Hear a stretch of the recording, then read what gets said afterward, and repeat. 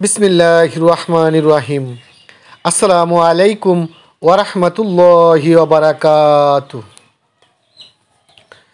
আশা করি ধৈর্য সহকারে ভিডিওটি দেখে আপনার মূল্যবান মতামত জানাবেন। আজকের আয়োজনে জানিয়ে আসলাম বাংলাদেশ জামায়াতে ইসলাম এর ইতিহাস দ্বিতীয় পর্ব। পরিবেশনা করছি আমি মোহাম্মদ আসাদুল্লাহ ফকির। চলুন কথা না পারিয়ে শুরু করি আজকের প্রতিবেদন। দ্বিতীয় পর্ব থাকছে বাংলাদেশের মুক্তিযুদ্ধ 1971 সালে জামায়াতের কর্মকাণ্ড। 1971 সালে জামায়াতে ইসলামী বাংলাদেশে মুক্তিযুদ্ধের বিরোধিতা করে। জামায়াতে ইসলামী মুক্তিযুদ্ধের সময় পাকিস্তানের পক্ষে কাজ করে। পাকিস্তানি সেনাবাহিনীর সাথে এই দলের সদস্যরা হত্যা, ধর্ষণ, লুটপাট, সংখ্যালঘু নির্যাতনে জড়িত থাকাসহ বিভিন্ন মানবতা বিরোধী অপরাধে জড়িত থাকার অভিযোগ আন্তর্জাতিক অপরাধ ট্রাইব্যুনালে জামায়াতে ইসলামীর অনেক নেতাকর্মীকে মৃত্যুদণ্ডসহ বিভিন্ন মেয়াদে সাজা প্রদান করা হয়েছে।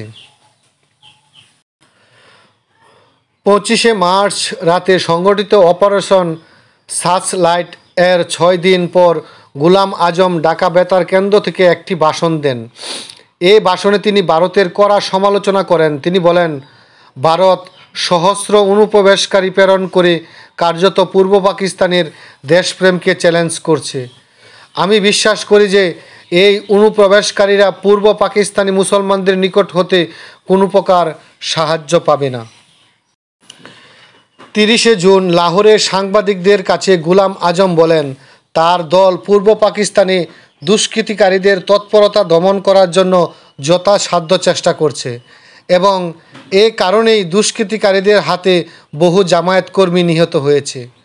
1971 সালের 10 এপ্রিল পাকিস্তানের অখণ্ডতা রক্ষার উদ্দেশ্যে গোলাম আজম পাকিস্তানের সামরিক শাসকদের সাথে দেখা করে ঢাকায় শান্তি কমিটি গঠন করেন। এর সদস্য ছিলেন পাকিস্তানপন্থী রাজনৈতিক ব্যক্তিরা। গোলাম আজম এই কমিটির নেতা ছিলেন।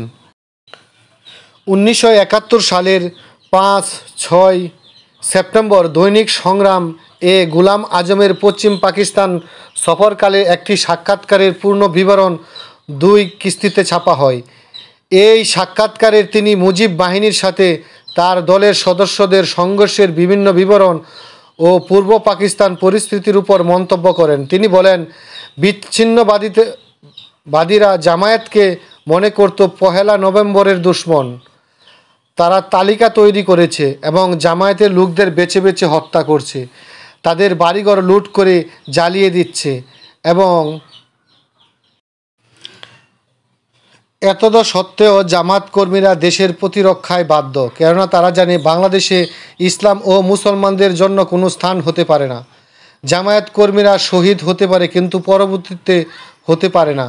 মুক্তিযুদ্ধের সময় পাকিস্তান সেনাবাহিনীকে সহায়তার জন্য রাজাকার বাহিনী গঠনের পিছনে সক্রিয় ভূমিকা রেখেছিলেন বলে জামায়াত ইসলামের তৎকালীন নেতা ও এ.কে.এম. ইউসুফের বিরুদ্ধে অভিযোগ রয়েছে, যিনি পরবর্তীতে দলটির নায়েবে আমির হন।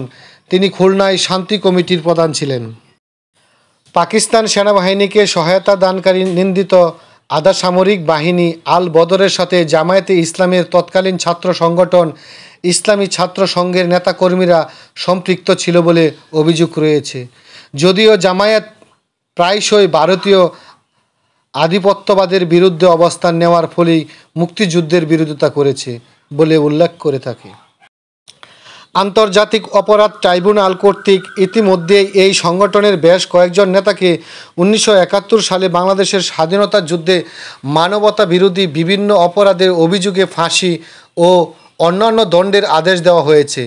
যদিও এই রায়কে আন্তর্জাতিক মহল তৎকালীন সরকারের উদ্দেশ্য প্রণোদিত রায় বলে অভিহিত করেছেন। বাংলাদেশ অধ্যায় 1971 থেকে বর্তমান। 1971 সালের পর ধর্মভিত্তিক রাজনীতি নিষিদ্ধ করা হলে জামায়াত ও এর আওতায় পড়ে। 1976 সালে আগস্টে জিয়াউর রহমান সরকার সকল ধরনের রাজনৈতিক দলের রাজনীতি উন্মুক্ত করে রাজনৈতিক দল অধ্যাদেশ ঘোষণা করেন। এ সময় ইসলামিক ডেমোক্রেটিক পার্টি নামক একটি দলের সাথে জামায়াতে ইসলাম যুক্ত ছিল। পরে গোলাম আজম বাংলাদেশে ফিরে এলে 1979 সালের মে মাসে জামায়াতে ইসলাম বাংলাদেশ গঠিত হয়। এ সময় এর ভারপ্রাপ্ত আমিরের পদ লাভ করেন আব্বাস আলী খান। 2001 সালের জাতীয় নির্বাচনে এটি 300 আসনের মধ্যে 18টি আসন লাভ করে। পরবর্তীতে বাংলাদেশ জাতীয়বাদী দলের নেতৃত্বে গঠিত 4 দলীয় ঐক্য জোটের অন্যতম শরিক হিসাবে সরকার গঠনে ভূমিকা পালন করে। এরপর 2008 সালের জাতীয় নির্বাচনে এটি 300 আসনের মধ্যে 2টি আসন লাভ করে। জামায়াতে ইসলামী এর আগে সর্বশেষ 2013 সালের 9 ফেব্রুয়ারি প্রকাশ্য সমাবেশ করে। এরপর তারা শুধু ঝটিকা মিছিলে সীমাবদ্ধ ছিল। 10 জুন 2023 শনিবার দীর্ঘ 1 দশক অপেক্ষায় অবসান ঘটিয়ে ঢাকায় দলটি প্রকাশ্য সমাবেশ করে। কেন্দ্রীয় নেতৃবৃন্দ সংগঠনের মৌলিক বিশ্বাস।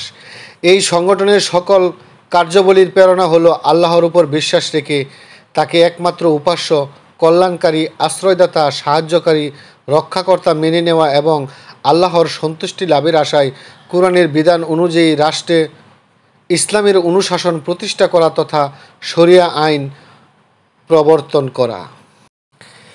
তবে 2012 সালের অক্টোবরে বাংলাদেশ জামায়াতে ইসলামী তাদের গঠনতন্ত্রে ব্যাপক সংশোধন আনে।